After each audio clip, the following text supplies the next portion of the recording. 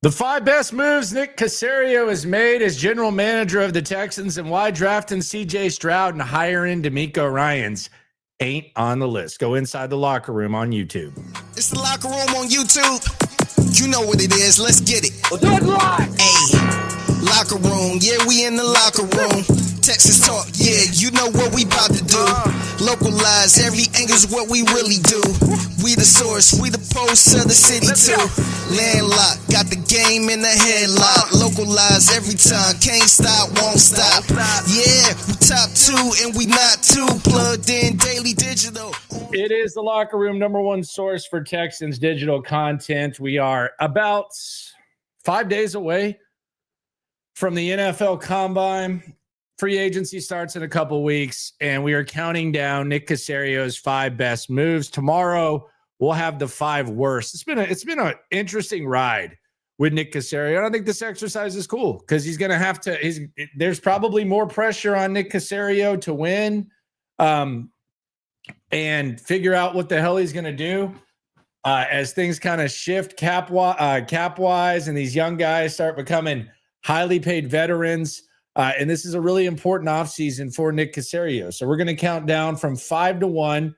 Nick Caserio's 5 best moves as general manager of the Texans. We want you to partake in the chat as well. Shout out to the chat. And we're going to get into this. And a couple of other things going on with the Texans, including something. Does it really matter? Does this matter? Do you care? Do you want to see this? We'll get to that a little bit later on in the show. And also, people kind of weighed in. I thought it was really entertaining about this possibility for a new stadium for the Texans. I thought there were some interesting comments about the NRG experience that we'll get to a little later on in the show. But let's just start this off right off the top. What are Nick Caserio's best moves? And I want to make this really clear, and I want to emphasize this. I don't have drafting CJ Stroud on the list, and I'll explain as the show goes on. And I don't have hiring DeMeco Ryans on the list. And I'll explain that a little later on as well. So neither one of those made my top 5 when it comes to the best moves that Nick Caserio has made. And the question would be, when making this list, it's my list, your list can be different. What do you consider a good move? In other words, yes, you can draft a quarterback at the top of the draft, but really anybody can do that. Like it's a lot of times when a quarterback is taken at the top of the draft, 32 out of 32 teams would have done the same thing more times than not. Maybe the percentage is a little bit lower than that, but more times than not, that's an easy move to make. Anyone can do that. But what I think Nick Caserio's strengths are is I think Caserio's strengths are that he pivots when he needs to pivot, when he needs to make tough decisions and take criticism, he's able to do that. And I think that's one of the strengths of Nick Caserio. Number 2 overall, anyone could have taken CJ Stroud. What was he going to do? Take Anthony Richardson or Will Levis instead? You knew they needed a quarterback. Maybe he takes Will Anderson. They traded up for Will Anderson. They had the draft equity to do that. So I don't put those moves in the top 5. And I think one of the moves that's really symbolic of Nick Caserio's ability as a GM and his ability to pivot is where we'll start at number 5. And that's the Joe Mixon pivot. This past offseason, the Texans, they wanted Saquon Barkley. According to multiple reports, they were in on Saquon Barkley, and whether it was because they thought the price was too high or whether he was going to go to Philadelphia no matter what, and it was a better situation for him. We saw how it ended up playing out. That would have been a proper assessment by Saquon. He ended up going to Philadelphia. And the running back market which had already been kind of, I don't want to say depleted, but a nice chunk had been taken out of it along those times. It wasn't what it originally was. However, as the running back market was kind of crumbling, the Bengals decided they were going to get rid of Joe Mixon. And they were going to bring in Zach Moss. That didn't work out too well for him. The Texans didn't even allow Nick Caserio and DeMeco didn't even allow Joe Mixon to get on the market. They made a late round draft swap trade. They brought Joe Mixon to Houston. Maybe he would have ended up here anyways. But after missing out on Saquon Barkley, they didn't even allow Joe Mixon to hit the market because he's the type of player that they would have liked. I got a feeling that he probably been one of their top choices regardless. And they didn't even want to risk it. And let's be honest. I know Joe Mixon missed some time this year, but without Joe Mixon this year, I don't think they win the division. And I think as bad as the offense was and as much of a disaster as Bobby Slowick's offense was, Damn it, Bobby. I think it looks even worse without Joe Mixon, and we kind of got a taste of it. I mean, there were multiple games where Joe Mixon single-handedly provided the Texans with a run game when the offensive line wasn't even really freeing up holes. You saw Jason Kelce breaking it down. You've seen a lot of people break it down. So move number 5 for Nick Caserio, best move, is the Joe Mixon pivot. I thought the Joe Mixon pivot was really, really nice. And I put that one at number 5 because I think it kind of symbolizes what Caserio's strength is. And I think that it also provided the Texans with success this year and the ability to overcome flaws with talent, will, all those types of things. So that's number 5. Chase is right. Chase Brown is a guy, to be fair. He is, yes. He had a hell of a season. And if you had him in fantasy, then that was probably a good thing for you. But number 5 is the Joe Mixon pivot. Number 4, and this one was interesting. And this goes back to one of the things that I always talk about. And one of the beauties of sports is that sports are fluid. And what's true today might not be true tomorrow. It might not be true a week from now, but it's fluid. And the unpredictability of sports is one of the beautiful things. That's what makes it so great. It's what makes it so awesome. And it's also never more true when you're talking about young players in the NFL. 1 year in, 2 years in, 3 years in. A lot can change. And early on in this process, it looked like the Texans passed on the better player. It looked like, hey, maybe that guy who plays the same position would have been better than this guy. And this guy that you selected that had question marks, we're kind of seeing those question marks shape up. And maybe you should have taken the guy that went shortly after you selected this guy. That was after year 1. Then year 2, at the end of the season, you started saying, maybe the Texans knew what they were doing. And then in year 3, this guy solidified himself as one of the best in the game. And I don't think there's too many people that don't think that he's the better player. Number 4, drafting Derek Stingley. Number 3 overall in 2022. And I think there's a number of reasons why this was an impressive move by Nick Caserio. The obvious is you got one of the best corners in the game, and he's been fantastic. And he missed a handful of games his rookie season. I think they kind of shut him down because they were out of it and they were borderline tanking. I don't know that he misses those final 4. And then in 2023, he misses the month plus with the injury, but he comes back and wins Defensive Player of the Month, the final month of the season. And then this year we see him play the full season, and the durability concerns are just kind of to the side. The reason I'm so impressed with this move is that Nick Caserio said early on in the process, and the first couple of years when he was general manager, and some people rolled their eyes at it, some people made fun of it. I made fun of it a little bit on the flagship station. But I also bought into it. I just thought it was a funny thing to openly admit, but I thought it was transparent. And for a guy who doesn't get credit for being transparent, rightfully so, there's a lot of word salad. I thought what he said made sense, given the financial situation and given the fact that you were kind of handcuffed draft pick wise. When he talked about process over results, he kind of told you that those first couple of years didn't really matter. And when Derek Stingley was coming out of LSU, the first thing, like when you started talking about fits and stuff and does he fit into the system, Derek Stingley's not the ideal Lovie Smith corner, who was the head coach for the Texans at the time. He's not the ideal Lovie Smith cornerback. But Nick Caserio didn't draft guys for Lovie Smith.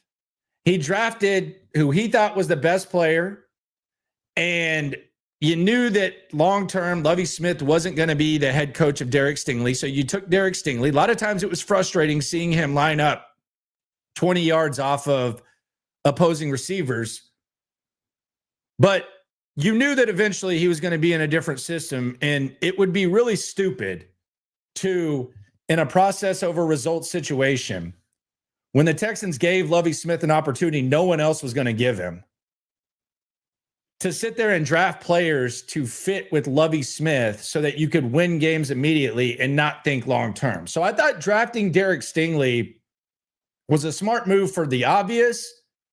And I think it was also nice because Nick Caserio didn't sit there and say, well, you know, in Lovie Smith's defense, Derek Stingley might not work. He didn't worry about it.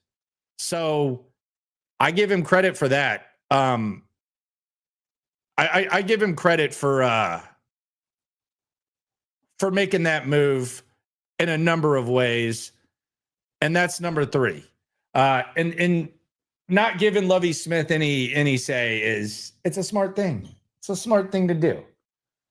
Talking about Nick Caserio's best moves.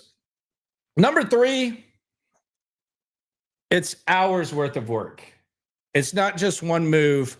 This is hours worth of work by Nick Caserio. And I think it was good because I think there was some chess played, and I think there were some checkers played, and I think there was kind of pivots. I don't know that this was their original plan. I just think stuff kind of fell into place, and they kind of pivoted, and stuff went their way. And as a result, number 3 is day 2 of the 2024 NFL draft. And this goes back to the fluidity of sports. As we were watching this, a little bit confusing initially. Man, why are they taking a tackle? Oh my gosh, Kool-Aid McKinstry, Cooper DeJean. You really want these guys on the roster. And they end up with Kamari Lassiter. They draft Blake Fisher.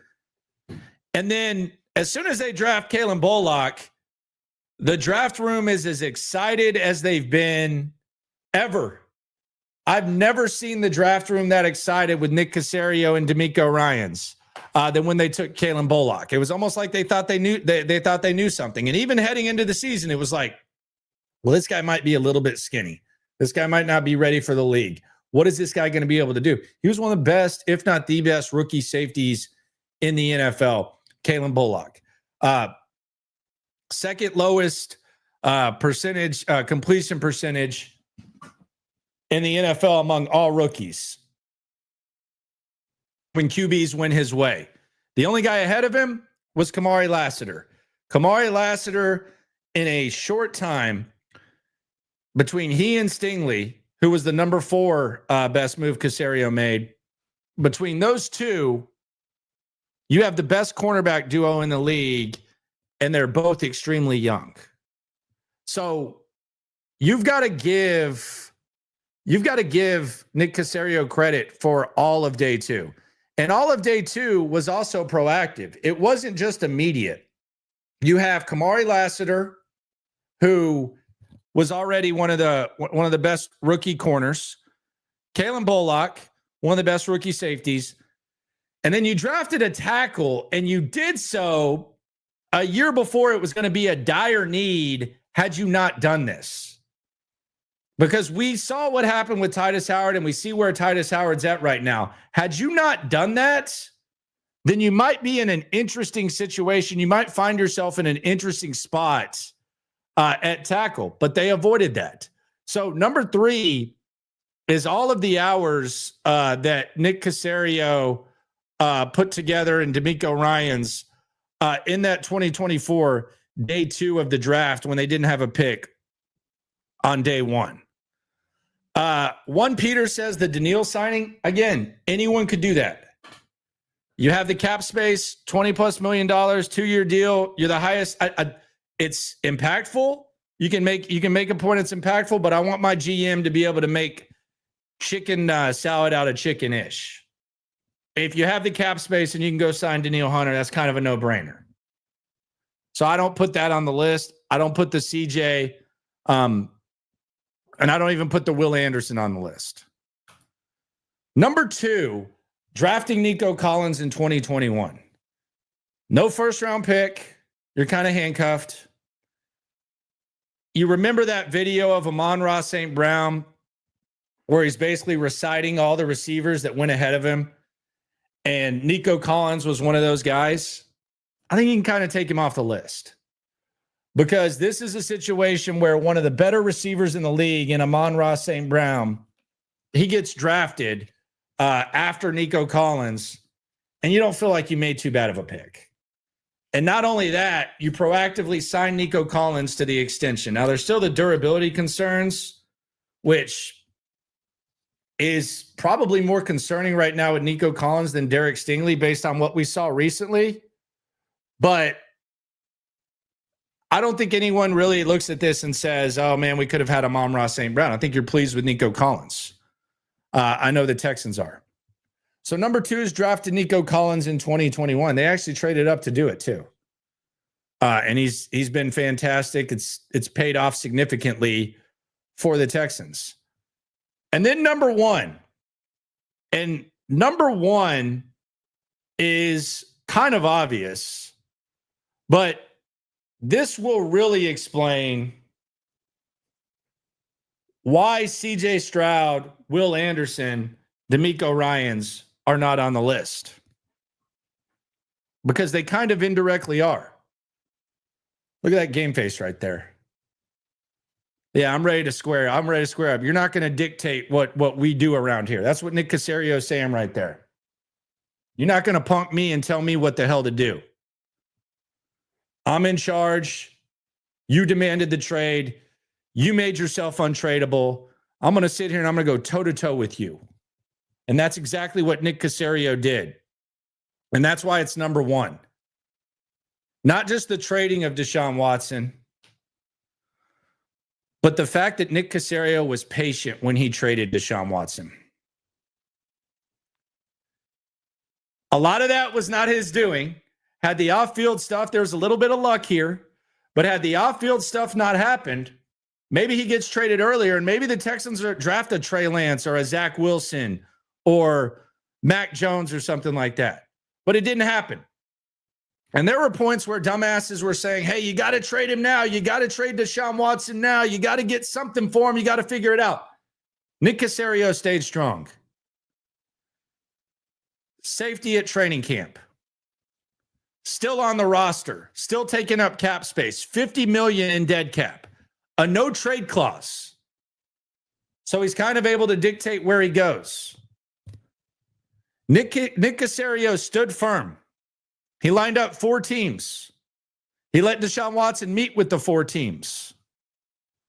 I think Cleveland kind of orchestrated the deal through the back door, which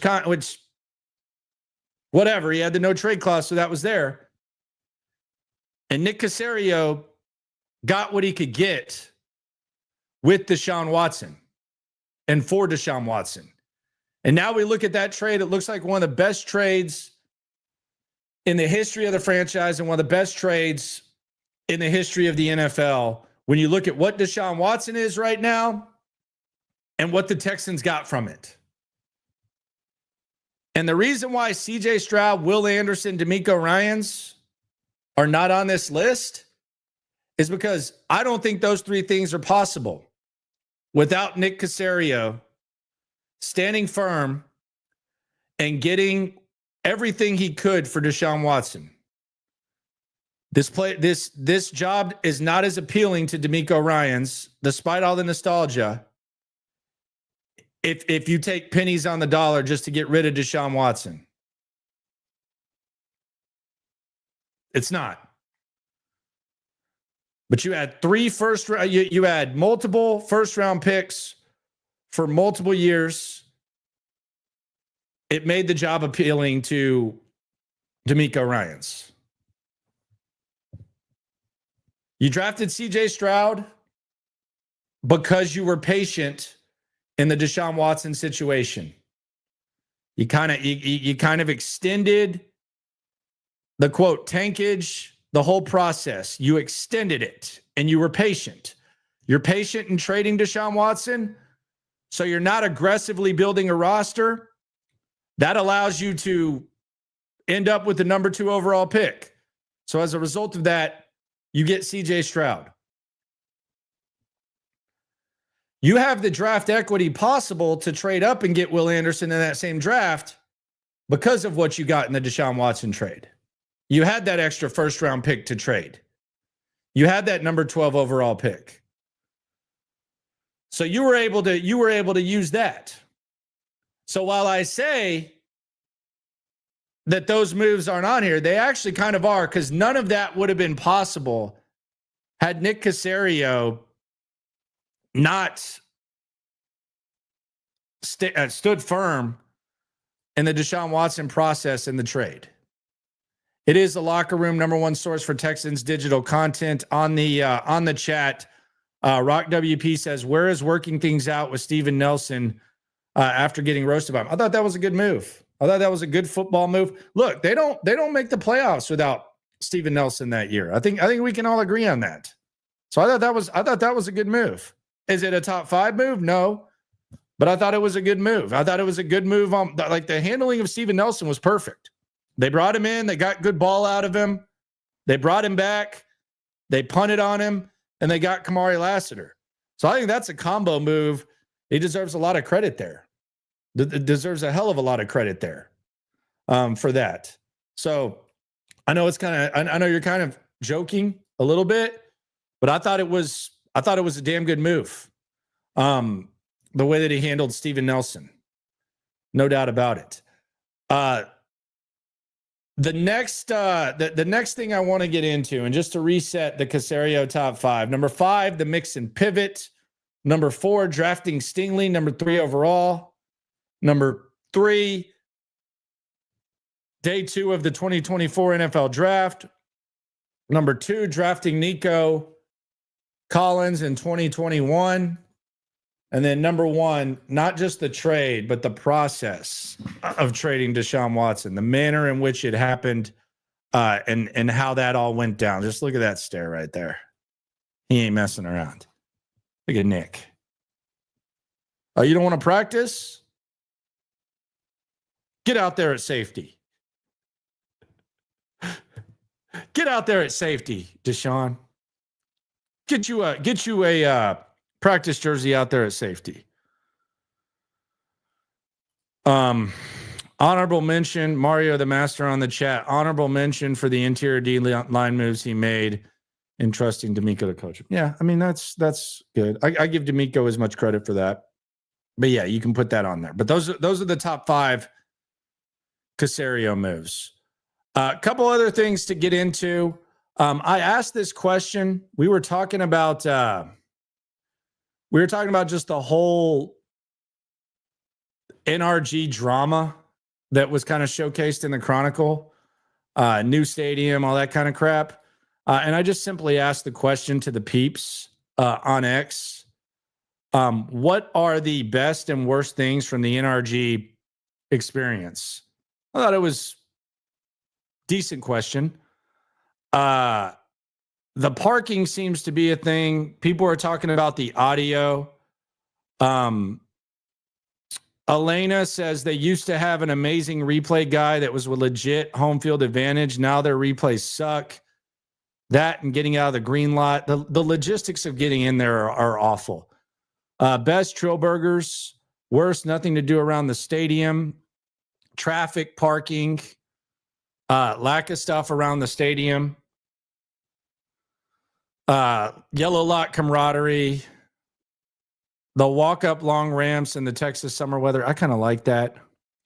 The mariachi band, I agree. That's badass. Parking is awful, terrible. Tailgate food trucks set up. Worse, lack of broadcast audio. Someone wants to listen to the radio. Parking leaving again. Setting out of the parking lot after the game. Parking again. The parking. It's a tough get. Someone says worse, going to any event in the summertime heat and having to. That's Texas, brother. Parking logistics, ass. I agree. Someone says fans are dry. There's a hardo. Halftime sound system is awful. Always has been since day one. Worse, half empty stadiums at kickoff. Fans need to stop so worrying much about partying outside and get their asses in their seats. So we have some more fan hardos. Here's my thing about that, though. I think that has as much to do with the parking logistics as anything. Like, I don't like, I think that has as much to do with anything. And I also think it has to do with not having anything to do outside the stadium. The logistics are just terrible. It's not a smooth entry into the stadium at NRG when you're going there. So I think it's all connected for sure. So we'll see what's up with that. Shaq Mason. I kind of saw the light on Shaq Mason today. I saw the light. Maybe not. But I do think there's something nobody's talking about when it comes to Shaq Mason. One of the most polarizing guys. I get it. He's one of the most polarizing guys on this squad. But I do wonder how Nick Cayley looks at Shaq Mason. How are we looking at Shaq Mason if we're Nick Cayley? How are we looking at the guy who a lot of Texans fans are upset about? How are we looking at him? Because Nick Cayley was in New England the whole time Shaq Mason was there. His mentor, one of the best offensive line coaches of all time, got the most out of Shaq Mason. I was fascinated. And I said this earlier today on SNL. Be sure to subscribe to SNL. We're almost 3,000 deep in just a couple months, which is incredible for a Texans podcast. Myself and Cody Stoots will both be at the Combine. Stream game is going to be insane there. Our setup is incredible. We've got some new stuff, so you'll like what's going on there. But given the fact that Nick Cayley kind of has good experience with Shaq Mason, and he's seen what's gone on, and the popularity of Shaq Mason really surprised me when the Texans took on the Patriots. I was talking to Alex Barth, who's the guy that I think is the best resource for Patriots information from like a nerdy ass perspective, which I support. He talks about the Shaq Mason trade almost like it's like the DeAndre Hopkins trade. They don't like that they got rid of Shaq Mason. And I'm saying all that because if he's that much of a well-liked in New England, I wonder what Nick Cayley thinks of him. And I wonder if there's a chance that Nick Cayley thinks he can get the most of him. Now, does that mean that the contract looks different? Maybe. Does that mean that maybe if they're having a discussion about getting rid of Titus Howard or Shaq Mason, he leans on the Titus side of things? Maybe.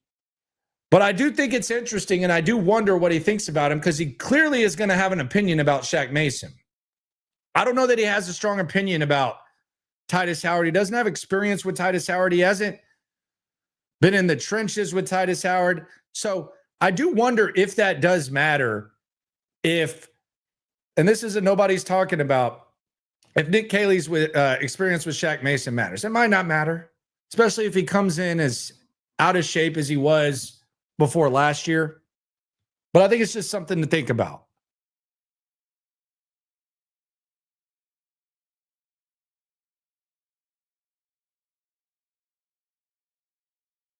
Maybe there's some sort of contract change. Don't know. But just something to think about. Something to think about when it comes to Nick Caserio. Do you want the Texans to open the season in Brazil? I saw Kunkel. Will Kunkel brought this up. I think they talked about it on Texans radio as well. Do you care if the Texans open in Brazil? There's the example that, oh, well, it didn't stop the Eagles. The Eagles were fine. I guess if you're going to compare the Texans and the Eagles, I think last year a big problem with the Texans was their routine got a little bit thrown off. They went from having all but one Sunday noon game to playing on every stage possible. I don't know that I want the Texans opening the season in Brazil.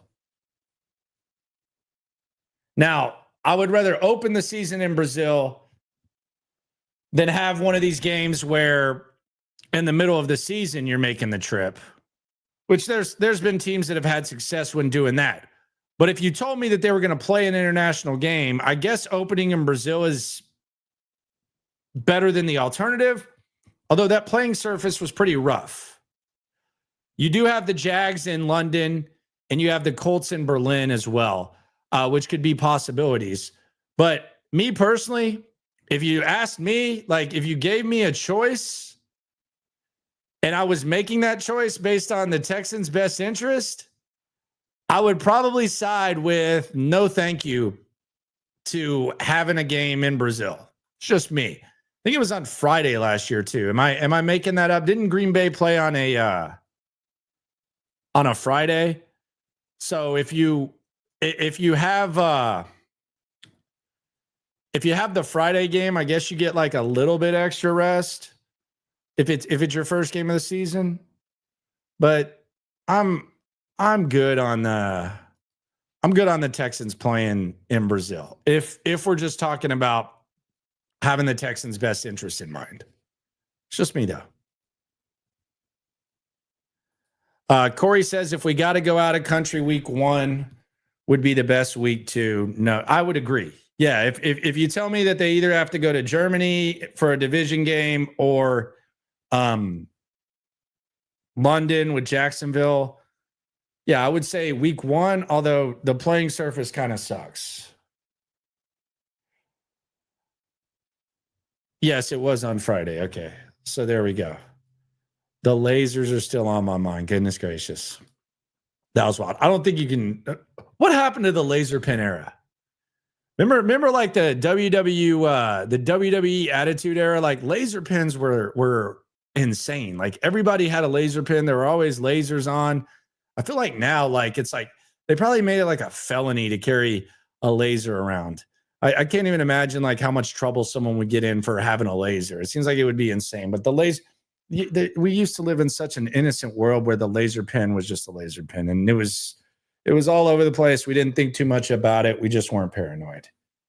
It became illegal. I think it might have. I don't know. I haven't seen a laser pen in a long time, but they're one of the cool things, shining it on your teacher when your teacher's like at the chalkboard, just shine it on the back. Not that I partook in such activity. Appreciate everyone for coming through. A little bit shorter stream during the week. Once the combine starts, we'll pick it up. I don't take breaks, so there's never like a week off. So I guess the closest thing is like shorter up until the combine when it intensifies. I think our streams at the combine could be hours long. I don't know. It's gonna be a lot of content with myself and Stoots on SNL, and it's gonna be a good time. Let me know if I missed anything on the Caserio. Let me know if you want the Texans to play internationally. Do you care? I really, really don't. I don't even care about primetime games, to be honest with you. That was kind of like a point of obsession last year. I hope the Texans have as few primetime games as possible. Give me the Sunday nooners. Just give me the Sunday nooners. I got used to it. Just give me the Sunday nooners. I think it's better for the players. Just give me that. I'm good with that. The body clock. I like when the body clock gets in a rhythm during the season. Give me that. I don't need any more of this international primetime crap. Subscribe, like, right along. Always remember, when it comes to this Texan stuff, we're all in it together. Appreciate y'all for partaking on the chat. And I look forward to the offseason continuing. Combine less than a week. Let's feast. Daily digital on YouTube. We got taste for days. Opinions to give. We got takeaways. If it's up, then it's up. We number one. You don't need to try your luck. Locker room. Yeah, we in the locker room. Texas talk. Yeah, you know what we about to do. Localized. Every angle's what we really do. We the source. We